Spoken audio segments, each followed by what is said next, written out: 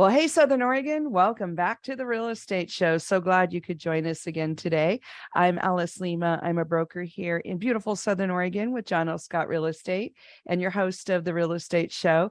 Today, we're so excited to welcome back Tia Politi. She's the owner of Rental Housing Support Services, LLC, but she's also the active president of the Oregon Rental Housing Association and the Rental Owners Association of Lane County. We affectionately call her the walking, talking encyclopedia of all things landlord tenancy in Southern Oregon. And she comes on the show every so often to bring us up to speed on what's going on. So the reason it's so important that you listen to every second of this interview is she's going to touch base on some of the waning deadlines. We have deadlines coming in state of Oregon landlord tenancy coming at the end of this month, and also some new interesting things happening with rent increases and just what it's like to be a landlord or a tenant here in Oregon in general. So even if you're not a landlord or a tenant, you want to listen to this because I promise you, you know landlords and tenants, and there's an awful lot of misinformation out there in the world, especially when it comes to Oregon law and practice. So please stay tuned. We're going to talk to Tia Politi, Rental Housing Support Services, and also president of the Oregon Rental Housing Association. Before we jump into speaking with Tia Politi, let's take 2 quick seconds and talk about what's going on with our local stats. So currently this week, and we're doing week to week now, residential single family residents looking for the micro trends. Our Jackson County listing inventory is 5% higher than it was this time last year. Josephine County listing inventory is 8% higher than this time last year. And Klamath is showing a slight decline.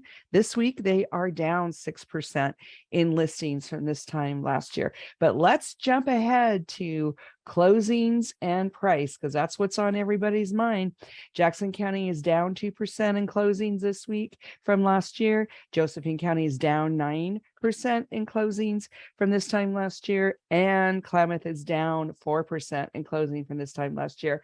But fear not, the prices are up. I know it's odd, but Jackson County is up 5% from this time last year. Josephine County up 6%, and Klamath County up 10%. So we continue to have the dichotomy of prices up, even though a completely chaotic, volatile world, and listings down. So if you want to sell your house, now's a good time. In the meantime, let's take a quick break and talk to Tia Politi, Rental Housing Support Services. We'll be right back. Do not touch that dial. Well, welcome back, everybody, to the Real Estate Show. So glad you could join us again. We're speaking with Tia Politi today. So glad to have you back, Tia. Can you just remind the listeners a little about who you are and your background? Thank you, Alice. I always love doing your show. I don't know why, but I always feel so comfortable doing this with you. And normally I'm not very comfortable doing video stuff. But my name is Tia Politi. I'm the president of the Oregon Rental Housing Association and the president of the Rental Owners Association of Lane County. I own and operate Rental Housing Support Services, LLC. I provide consultation, education, and eviction services to landlords. I also staff 5 landlord helplines around the state, including Portland, Ontario, Coos Bay, Lynn Benton, and Lane County chapters. So I wear a lot of hats in the housing industry. I know a lot of stuff, but I'm not an attorney. I can't give you legal advice, but I can kind of tell you what's been going on lately. Yeah. So what do you want to know, Alice? So where do you want to start? Because there's a lot to talk about. Well, I think the most important thing that your listeners need to remember is that September 30th is the end of the safe harbor period. If I can take you back a bit of time ago, the legislature enacted a bill that provided a safe harbor period of up to 60 days for residents, even after the moratorium supposedly ended, to give them time to access rent assistance. And unfortunately, nobody asked me, or I would have said 60 days. Are you kidding? The government can't get anything done in 60 days. I don't know what you people are thinking. And then some local jurisdictions ended up extending it to 90 days. And this was all, by the way, based on the representations of the former head of the Oregon Housing and Community Services Division, Margaret Salazar, who has been rewarded for her incompetence by getting a position in the Biden administration. So now my head's ready to pop right off, because I was I was super kind of disgruntled by the fact that she made this representation to the legislature. And then not only was she not able to follow through, she was not able to follow through by a wide margin. So we're still hearing stories of landlords whose tenants showed written proof of rental assistance many, many months ago. In my case, one tenant went back as far as January, and I have heard nothing, absolutely nothing from the Oregon Emergency Rental Assistance Program. We're coming up here now on, how many days do we have left? 9 days. I think I can do basic math before we landlords are going to be able to sort of swarm onto the Oregon Landlord Guarantee Program.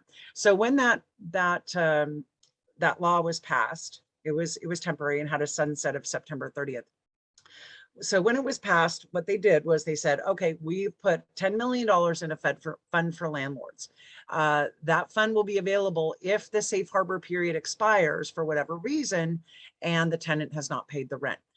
So I assume there are literally hundreds, if not thousands of landlords just like me who on October 1st are going to be hitting that website hard. For those of you who don't know about it, you need to, in your search bar, type in Landlord Guarantee Program Home Forward. So Home Forward is the housing agency up in Portland, and they are the ones who are administering the program.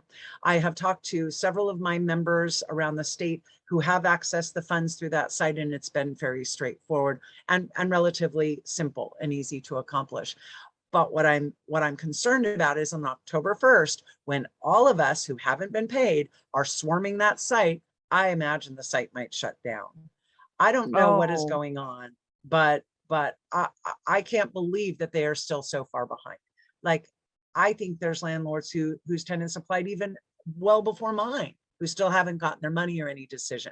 We are starting to see some denials come through. So I guess what I want to remind landlords of is kind of what this is about. So this law extended and requires us through September 30th for any notice of non-payment of rent. We have to serve a 10-day notice instead of a 72-hour notice, or a 13-day notice instead of a 144-hour notice for non-payment of rent. We also have to include a special form called an important notice about your rights to protection from eviction.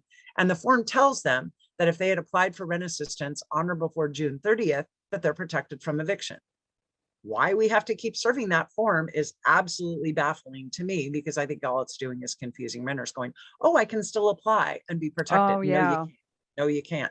And then we're also seeing tenants who are applying with crazy stuff like, hey, here's my GoFundMe application. Here's my emergency loan application. And I'm like, that doesn't get them the safe harbor period. Only applying to the state agency or another agency that is in receipt of federal funds for rent assistance qualifies. So basically, the safe harbor period for renters, the ability to ask for that safe harbor began July 1st of 2021, and it ended June 30th of this year. And it said that if a tenant provide their landlord with written proof of their application for rent assistance, that they were entitled to a safe harbor period through the earlier of the date the landlord regains possession of the dwelling unit, the date that a court awards a judgment for possession in eviction court, the date that the tenant's application is declared no longer pending or denied, or September 30th. So, so basically, for people like me, I have 2 renters who have enjoyed the benefits of the safe harbor. I don't know if I should wait and see if ORAP comes through or not, but I'm not going to wait. I want my money. And so on October 1st, I'm an early riser, so try to beat me. I'll be up at 4:30 at my computer applying for this. I've got to show Home Forward that I have got written proof of their application for rent assistance, so I have to be ready with that. I'm going to have to submit a W-9. I'm going to have to give them all of the rent, utilities, and other eligible charges that are owing, and hopefully I'm going to get paid. And then I imagine, at least for one of my renters, I might end up getting the actual funding from the rent assistance agency. And then I'm going to have to return it, or I don't know what. It's going to be a bit of a mess. So I advise those of you who are also early risers, join me in getting an early start on October 1st for applying for those funds. And then we'll see. I'm hoping the 10 million will be sufficient. And if it's not, maybe they'll be able to pull back some of the funding that was given to these community associations to help fund the landlord applications. Wow, what a mess. Gosh. So do we know in the state of Oregon how many landlords have been waiting all this time? No, but again, I expect it's hundreds, if not thousands. Yeah. Yeah. It's been a And then difficult what time. landlords, then what landlords need to know is October 1st, our notices go back to normal, 72-hour notice for non-payment of rent. So I'm fortunate in that my renters both let me know or both applied for rent assistance before their next month's rent was even due. But Hmm. many landlords are in a position where their tenant only applied because they forced them to by serving a notice. So once they got the safe harbor period, many landlords are owed many more months of rent than I am. And so what's going to have to happen is the guarantee program is only going to reimburse you for the safe harbor period, not anything before and not anything after. So if you hit October 1st, go apply to the landlord guarantee program. Remember, you have to have been given written evidence of your application. And then I want you to go back and calculate what the tenant owes you before they showed you that written proof. And by the way, it's not from the date they applied, it's from the date they showed you written evidence, and what they owe after that. So starting in October, we're back to 72-hour notices on the 8th. My attorney has recommended to me that if we're going for a whole bunch of back rent, that isn't that protected debt for the safe harbor period, that we instead of serving a 72-hour notice, we serve what's called a notice of termination with cause, giving the tenant the 2-week cure period, or their tenancy terminates in 30 days. And I know we're running out of time for this segment. There are landlords who need to be aware of the CARES Act. So the CARES Act is a federal law. Let me find my information on this. Here it is. So for rental owners who hold a federally backed mortgage, the CARES Act is still in place and prohibits termination for non-payment of rent with less than 30 days notice. So that means a property that's subsidized with federal funds, which most landlords aren't. But a Fannie Mae or Freddie Mac loan also qualifies, which you may have. And even one Section 8 voucher holder in a multi-unit complex, the entire property is subject to that Section 4024 of the CARES Act, which means Really? that you cannot terminate for non-payment on anything less than a 30-day notice. So the attorneys are recommending that a landlord serve a 30-30 for that debt. So I call a notice of termination with cause a 3014. It's a 30-day notice of termination with a 14-day right to cure. But in this case, the landlord would extend the cure period for a full 30 days to allow for payment prior to being able to file for eviction. So that's a little unusual. If you have any questions about that, call your local landlord association. You're down there in Southern Oregon. You've got two associations close by there. One is the Southern Oregon Rental Owners Association, and then the other is the Rental Owners Association of Southwestern Oregon, which is closer to the coast. Wow. Well, we lovingly call you the walking encyclopedia of all things landlord tenant. And it's just so fun to have you on because you are a brainiac in this department. And what a complex situation. So, in addition to the state rules for landlords coming out of this protected time, we also have federal rules. Correct. And we have no idea if or when the Biden administration is going to end the CARES Act. And that's been a little extra complicating factor. Interestingly enough, though, I'm not seeing it happen in eviction court. I don't even know, most landlords aren't aware of it. And I don't even think a lot of attorneys are aware of it. It's just and I do hold a lot of specialized knowledge in this one field, right? Know a Well, we're lot, so know grateful. a little about a lot and a lot about one thing, right? Yeah. So that's Well, what I and do. the pandemic went on so long, I think a lot of people forgot that this was still in place. So remind us of the deadline again. Here, we just have a couple minutes before our first break. September 30th is the deadline where if you have not received funding, if your tenant had showed you written proof of their application for rent assistance, that's the deadline where if you aren't paid, you can go to apply to the landlord guarantee program being administered by Home Forward to be reimbursed, but only for the safe harbor period. So you need to serve a follow-up notice to the renter. I have several court cases that are being reheard.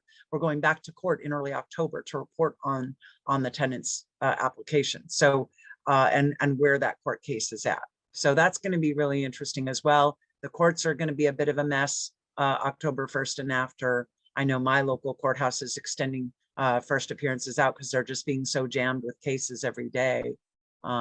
it's been quite a challenge for them to keep up with everything as well, especially being short-staffed during the Yeah, pandemic. I cannot imagine. And then procedurally, it's super complicated, but it's super important that the procedures be followed to the T.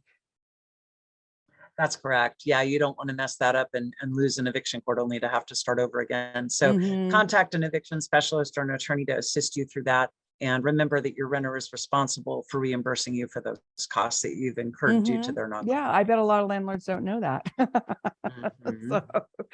So, so when we were talking earlier, you mentioned that you were on a trip. Were you going up to Salem to work on some landlord tenant law? Actually, this last weekend, I was in Bend. We had our annual Bend meeting for the Oregon Rental Housing Association. We meet 4 times a year in person, 2 times a year online. And our Bend meeting is where we have our leadership dinner. And it's a much sort of bigger event than many of our meetings. We had a good time and we got a lot of great work done.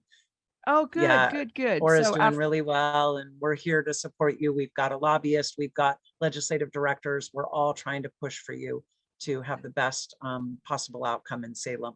well, and we're going to want to hear more about that. We're talking with Tia Politi, lovingly called the Walking Encyclopedia of Landlord Tenant Stuff. She is the owner of the Rental Housing Support Services LLC and has quite a long list of experience. And we'll be right back talking to Tia. Don't touch that dial.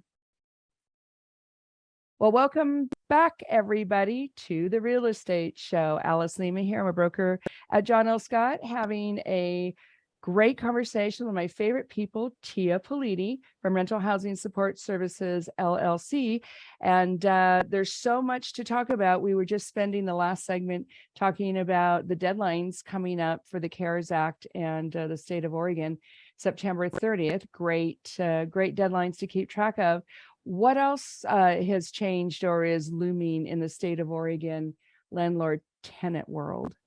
Well, certainly, it's interesting. During the pandemic, as I said previously, I staff 5 landlord helplines around the state. So I'm taking calls from landlords every day. That's one of my main sources of income.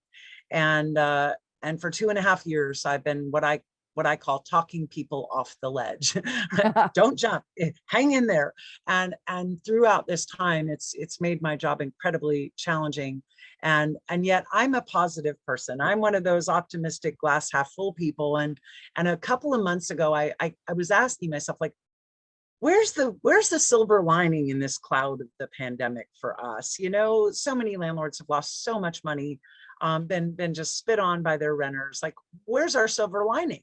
And all of a sudden the light bulb went on and it occurred to me, here's what our silver lining was. We had a triple Democrat majority and in Salem, and they could have squashed us like a bug. But COVID distracted them from squashing us and implementing even worse regulations by trying to keep people housed. So never, ever has how you voted been more important than this November. If housing providers don't catch a break, we're going to see a lot more onerous restrictions. They want to do away with no cause. They want to require us to have to allow childcare businesses to be run in our homes with incredible liability concerns and a ton more wear and tear. There's so many different things they would like to do. You may have heard recently that the new rate of inflation figures came out. And for 2023, landlords can raise their rent a maximum of 14.6%, which everyone's What? going, oh my word, that's crazy. Well, before the only limit was what the market would bear. Now, most of us don't raise our rent that much. But for landlords whose properties and rents are substantially below the market, they're going to be wanting to take advantage of this, and they should. I've run into situations where a landlord has purchased a property and the rent is ridiculously low, $800 for a 3-bedroom house, right? Oh, wow. I mean, so far below the market, like you can't even get a 1-bedroom apartment for $800 anymore. And yet the only thing they could do was raise the rent every year. And they would call me and say, hey, the tenant says they understand they're that much below market and they're willing to pay another $500 a month. We can't do that. Even with the tenants agreement, the tenants may not waive their rights under the law. So this is a really unfortunate thing that the legislators have set up. The tenants are like, but we don't want to move. We know we're going to pay that much somewhere else. Why are you making us move? Because legally a landlord cannot issue a notice of rent increase for more than what the statutory rent cap that they implemented allows. And basically, if a landlord tries to do that, they could be guilty of what's called unconscionability. And unconscionability is a doctrine in law that basically states that there are terms of a contract that are so unbalanced, so unfair to one side or the other, to one party, that they're unconscionable, and an unconscionable agreement is unenforceable. So, it's been a nightmare for renters who've had to move because the landlord's like, I can't do what you want me to do legally and be safe. And so that was one of those unforeseen consequences of Senate Bill 608 and the cap on rent increases. Is it's really hurt renters. And it's also hurt renters because now landlords are like, they're going to take it down. I know they are. I've got to max out my rent increases while I can, because they're going to make it from 7% to 2% and not the rate of inflation. We don't know what they have in store for us. But what they've done is they've tried to manipulate the market. And anytime the government tries to interfere in business, the law of supply and demand, there are unintended consequences that hurt the very people that they're trying to protect. And that's really what we're seeing. And it's super unfortunate. It also sort of displays itself in our land use laws. Now, I grew up in California. I'll admit it. No throwing rotten tomatoes at me. We all did. I lived in Oregon since 1983. I married a Native Oregonian. I gave birth to 2 Native Oregonians, and I vote no on every sales tax. So you can't be mad at me. I love Oregon. And so now I consider myself a Native Oregonian.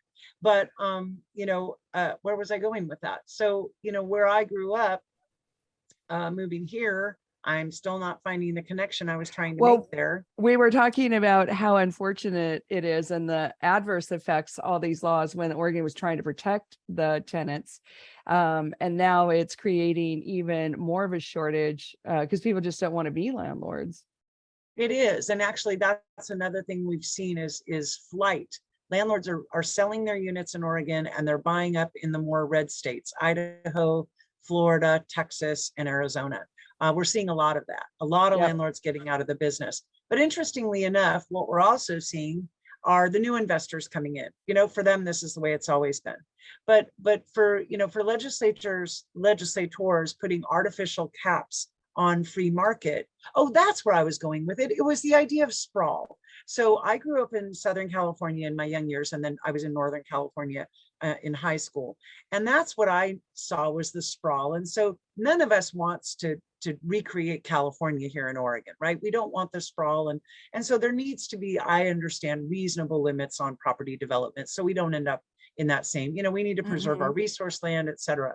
But I was super encouraged by something that the legislature did in the last legislative session, where they allowed an ADU on, cities had to provide for ADUs on each single family lot within the urban growth boundary. And I think that's done a little bit to help ease the housing shortage. But what I'd really like to see now is for the legislature to take that one step further and allow an ADU on every property inside or outside of the urban growth boundary. So my husband and I live on 36 acres. We're on a property right now that has 2 houses on it. So we wouldn't probably qualify anyway for an extra unit. But we have other places that could qualify for an extra unit that, I worry about our children. How are they going to be able to find a place to live? How are they going to afford to purchase a home? Home prices are incredibly high. And I, while inflation has started to moderate the sales, it's still not our mom and dad's Oregon, where people can afford to buy a reasonable home, on a reasonable salary. I had the privilege of being a stay-at-home mom for 20 years. My husband was able to support a family of 4 on a log trucker's salary, and we were able to buy a house and do all of that. And that's just not what our kids are going to face at all. And so the way we address these high prices is through increased supply. I learned that in Economics 101 at LCC. supply and demand. And when governments try to get into the process of interfering with that market, then they end up hurting the very people they're trying to help. And that's what's happened. All of these new regulations that came about because of Senate Bill 608 have done absolutely nothing but hurt renters. And we've seen a minimum 14% decrease in single family home rentals in Portland due to their, what I call the Unfair Act, and they call the Fair Act. It's made being a landlord in Portland a nightmare, and Portland rents have skyrocketed. Remember, people, businesses don't pay taxes. They pass them on to the customer. So anytime you think you're voting for something, oh, I'm not going to pay that tax, it's going to be paid for by this big corporation. No, it's not.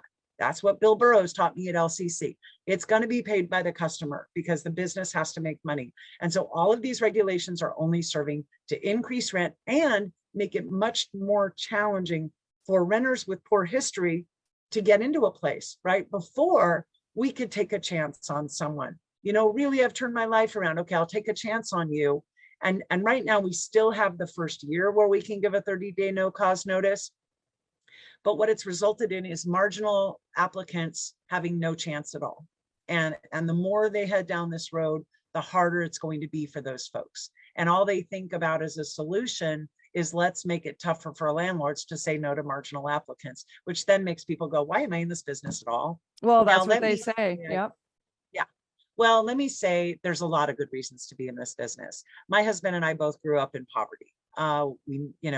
He was a farm guy. My family, we were always renters. My mom was a single mom for most of my growing up years, and we, never owned our own home. Rental housing ownership has enabled my husband and I to build. We only have, 4 rentals, but we have some acreage in timberland. But over the years, we've worked and worked, we've scrimped and saved, we've paid down our loans, we've done without, and we're going to be able to have a reasonable retirement because of it. And if you have a good rental property and a good renter in that property, it's a dream job. So, just because there's bad things happening, remember, it is still a great way to build financial stability and generational wealth over time. It's not a get rich quick scheme, but it is a get financially stable eventually thing. And that's what our goal was. And I think that's the goal of a lot of landlords. What can I do to make sure that, I'm at the tail end of the baby boom generation. There's not going to be any Social Security left by the time I get there, probably. But, what can we do to stabilize our retirement and then have something to pass on to our children to make their lives better? And I think that's the motivation for a lot of landlords. And while a lot of people have this vision of a landlord as being this person who, has a silver spoon and has been given everything, that's not the majority of our demographic. The majority of our demographic is mom and pops who own 1 to 4 rental units, who have worked full-time jobs while managing their units, which my husband and I both did. He was finally able to retire at the end of last year. So we've been excited about that. Yeah. But yeah, it's definitely still a good thing to do, but you got to know what you're doing.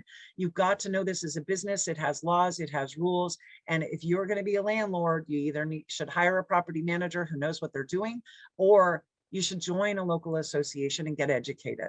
So through all of our local chapters, we offer classes that help educate landlords. We offer a law book and a forms manual to try to help folks who are trying to build this financial stability keep going in a positive way and not get ripped off, right? And not get hammered by renters who know more about the law than you do. Well, and there's a lot of misinformation out on both sides. So it really helps to go to those classes, and they're very affordable, and the other landlords are very supportive, and they really are regular, ordinary folks that basically worked 2 jobs, their landlording business and their job. And providing good housing is a very fulfilling and wonderful thing. And the fact that it helps the landlord gain some wealth building and financial security, I think, is good for the community as well. I'm with you, Tia. We're talking to Tia Politi. We're talking about all the things that are changing and not changing in the state of Oregon, landlord tenant law. We're going to have to take a quick break, but we will be right back. We want to say thank you to our sponsors. We're brought to you by John L. Scott Ashland, and Medford. We're brought to you by the local Rogue Valley Association of Realtors, RVAR, and we're also brought to you by Guy Giles of Churchill Mortgage. This broadcast will be repeated tomorrow, Sunday, at 6 o'clock. So you definitely want to tune in again and listen to everything Tia Politi has to say. She makes a lot of sense, and she's just fun to talk to. So we'll be right back. Well, hey, everybody. Welcome back to the Real Estate Show. We're here with Tia Politi today, and we just have so much to talk about. Tia, what do you want to talk about next? Well, I'd like to remind everyone that we have been able to charge late fees since July 1 of 2021. I still do get that question, and that has created a problem for a lot of landlords. There's a provision in landlord tenant law called waiver. And waiver is when a landlord accepts behavior outside the bounds of the rental agreement for 3 separate rental periods or longer. A lot of landlords got confused because the laws were ever changing and still weren't aware that they had the right to charge a late fee. And so if the tenants were late, if you didn't enforce your late fee provision for 3 months, you're going to have to cure that waiver.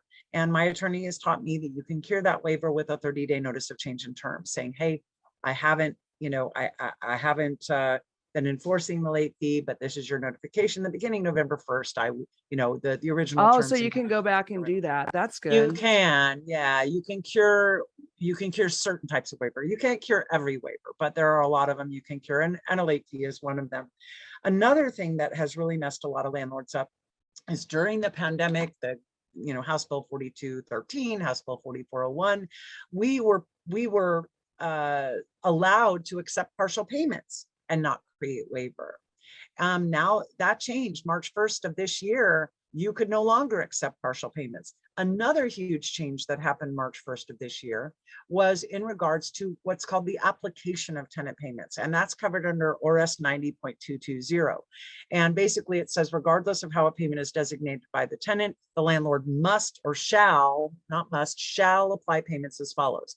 So typically those are to past due rent first, then to current rent, then to utility or service charges, then late rent charges, and finally to anything else the tenant might owe. During the pandemic period, what I call the protected period from April 1st of 2020 through February 28th of 2022, the landlord they switched that. So any payments received by the tenant first had to be applied to current rent, then to past due rent. So what's happened now is a lot of landlords have ledgers that are all messed up. You've applied your payments improperly. And so maybe you've accepted a partial payment for your current month because honestly, anything received March 1 or later had to be applied to past due rent, thereby making the tenant still in arrears for the current rent. And I don't know if a lot of landlords are aware of that. And it's one of those weird, complicated little things that came up. And so you may need to go back and rework your ledgers. You may have created waiver in regards to how much rent you're going to accept during the month and when that rent is due. So again, 90.412 waiver, when you accept behavior by the tenant outside the bounds of the rental agreement, you rewrite your rental agreement. So if you've been applying payments since March to current rent, you're wrong. and you've created waiver in regards to how much rent is due and when it's due, potentially. Like every situation is different. You should consult with your local rental owners association or an attorney to see whether you have or not. And then again, you can cure that waiver. My attorney tells me by issuing a 30-day notice of change in terms that we're going to revert back to the original terms and conditions. No more partial payments will be accepted. Late fees will be charged. Whatever waiver you've created in regards to finances, I believe can be cured. Can you, I just want to ask one quick question before you go on. A lot of landlords don't know that they're not supposed to take partial payments. Can you take 3 quick seconds and just explain why it's important not to do that? Because in the old days, that's what we did because we were trying to help, right? So I think you just need to understand the details. Alice, every bad story I have heard during the pandemic has started with one of 2 phrases. I was trying to be nice, or I felt sorry for them. Stop it. You're running a business, not a charity, right? Okay. I imagine all of you volunteer and donate to charity already. You don't have to do it with your rental business as well. But Alice is right. partial payments are a huge issue for landlords. The law says, and that's in 90.414 and 416, I believe, or 418. There's a whole little section on waiver in landlord tenant law. But basically, if a landlord accepts a partial payment and doesn't return it within 10 days by first-class mail or personal delivery, you waive your rights to terminate for the remainder that's owed until the month is completely over. Do that long enough, and now you're basically telling the tenant, you can pay me whatever you want throughout the month, as long as it's paid by the end of the month. Good. Wow. And that's not the message you want to send. And I know that's not what you intended to do. It does say that the landlord can accept payments in less than full month increments, and there's a way to do that, but I don't recommend that at all, right? Full rent and full rent only. Before, I know we just have a few minutes left, and I wanted to touch on a couple of things. So while the legislature was extremely busy, prohibiting us from evicting people or making them pay their rent, two measures did pass in the 2021 and 2022 sessions. So one law that passed has now that landlords need to be excruciatingly aware of is you are not allowed to deny an applicant based on protected debt that accrued during the protected period. So debt owed to a former landlord from April 1st of 2020 through February 28th of 2022, you can't deny an applicant because they still owe their landlord money. Yes, you can still get a rental reference from that landlord. And if the money owed is related to damage, that, that's a good reason. Well, you damaged the property. So it's not based on the money that's owed, it's based on the fact that they damaged the property. Oh, that's interesting. That law also, it is, and that law also prohibits us from denying an applicant based on an eviction that occurred during the protected period, regardless of the reason for the eviction. My head just wanted to pop right off when they were talking about that. I'm like, even an eviction for substantial harm or damage or outrageous conduct, we can't count that against them. No, you can't. No, you can't. But you can still get a reference from that landlord. So just be aware of that in screening, because you can get in big trouble for denying somebody based on that. And also remember, you can always deny an applicant for an inability to verify the information. So if that prior landlord reference won't talk to you, you can deny for that. The other permanent law change was the right to cooling bill, Senate Bill 1536. And it says that a landlord may not prohibit a tenant from installing a portable cooling device. So this was based on that horrible heat wave we had a little over a year ago, where many people died. And so the state issued that bill saying a landlord cannot unreasonably restrict it. We have a new form for that. It's called air conditioner notification. You are allowed to restrict what type of device your tenant uses. It has to be done safely. It can't damage the property, et cetera, et cetera. So read that form. It's form 70, I believe. And so all you need to do is send that to your renters, letting them know under what circumstances they can have a portable cooling device. And then they also, this is something your listeners should be aware of, and I'm excited about it for my rentals. The state is putting together a program that is going to help subsidize landlords to put in ductless heat pumps and upgrade their heating and cooling systems to provide air conditioning. Oh, that's nice. That is really nice. We don't know what it looks like yet. We haven't seen the program rules. They're still working on developing those, but I'm excited because I've got, 2 units I'd love to install a ductless heat pump in, and another where my furnace is going to be on the fritz at any time. It was put in 96, so I know it's not going to last a lot there longer. You go. What I'd love to do is give my tenant a heat pump, but those cost about 10 grand. So I need a little financial help. So just know that that's coming. Well, that's lovely that there's finally something coming to the landlord's help. That's feeling a little more fair. Yeah. So Tia Politi, President, Oregon Rental Housing Association, also the owner of Rental Housing Support Services, LLC. How do people get a hold of you in the 10 seconds we have left? My email address is my name, tiapoliti@outlook.com, TIAPOLITI at Walking, outlook.com. talking, and Please don't try to call me. Landlord, tenant. Yeah, just email. So I'm thanks on for the joining phones us. too much. You'll never get. We'll have you back again. Thanks, Tia. Have a beautiful weekend, folks. Thank you, Alice. You as well.